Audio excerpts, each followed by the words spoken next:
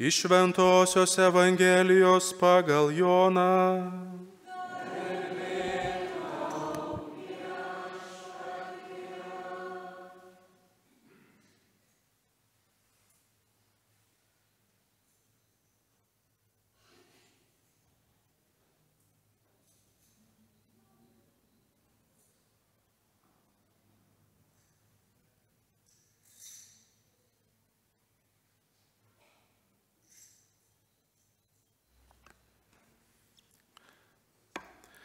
Pirmosios savaitės dienos vakare, durims, kur buvo susirinkę mokiniai, dėl žydų baimės esant užrakintoms, atėjo Jėzus, atsistojo viduryje ir tarė: ramybė jums. Tai pasakęs, jis parodė jiems rankas ir šoną. Mokiniai nudžiugo išvydę viešpatį. O Jėzus vėl tarė: ramybė jums. Kaip mane siuntė tėvas, taip ir aš jūs siunčiu. Tai pasakęs, jis kvėpė į juos ir tarė: imkite šventąją dvasią. Kam atleisite nuodėmes, tiems jos bus atleistos, o kam sulaikysite, sulaikytos. Vieno iš 12, Tomo vadinamo Dvyniu, nebuvo jų tarpe, kai Jėzus buvo atėjęs. Taigi kiti mokiniai jam kalbėjo: mes matėme viešpatį. O jis jiems pasakė: jeigu aš nepamatysiu jo rankose vynių dūrio ir neįdėsiu piršto į vynių vietą, ir jeigu ranka nepaliesiu jo šono, netikėsiu. Po 8 dienų mokiniai vėl buvo kambaryje ir Tomas su jais. Jėzus atėjo durims esant užrakintoms, atsistojo viduryje ir prabilo: ramybė jums. Paskui kreipėsi į Tomą: pridėk čia pirštą ir apžiūrėk mano rankas. Pakelk ranką ir paliesk mano šoną. Jau nebebūk netikintis, būk tikintis.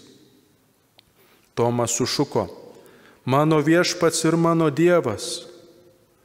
Jėzus jam ir sako: tu įtikėjai, nes pamatei. Palaiminti, kurie tiki nematę. Savo mokinių akivaizdoje Jėzus padarė dar daugel kitų stebuklų, kurie nesurašyti šitoje knygoje. O šitie yra surašyti, kad tikėtumėte, jog Jėzus yra Mesijas, Dievo sūnus, ir tikėdami vardan jo turėtumėte gyvenimą. Tai viešpaties žodis.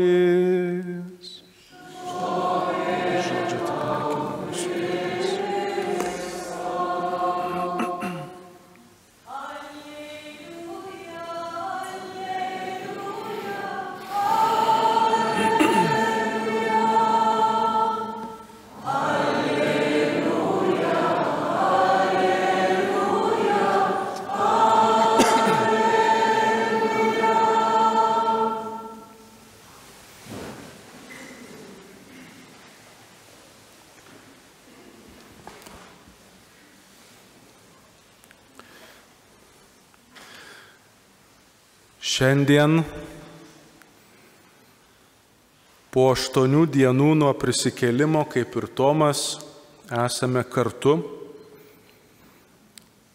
idant susitiktume prisikėlusįjį ir jo teikiamą gailestingumą. Jėzus sako: palaiminti, kurie tiki nematę. Tai va šitie žodžiai yra skirti mums, kurie klausėmės šios Evangelijos. Mūsųgi nebuvo tada tame kambaryje su mokiniais, durims esant užrakintoms, kai Jėzus atėjo. Mes nematėme šito įvykio, mes nematėme jo rodomų žaizdų, nematėme prisikėlusiojo. Tačiau tikime liudijimu, tikime Evangeliją, bažnyčios skelbimu, kuris nuo tų, kurie matė, iš kartos į kartą tradicijos būdu yra perduodamas. Mes esam tradiciniai katalikai, nes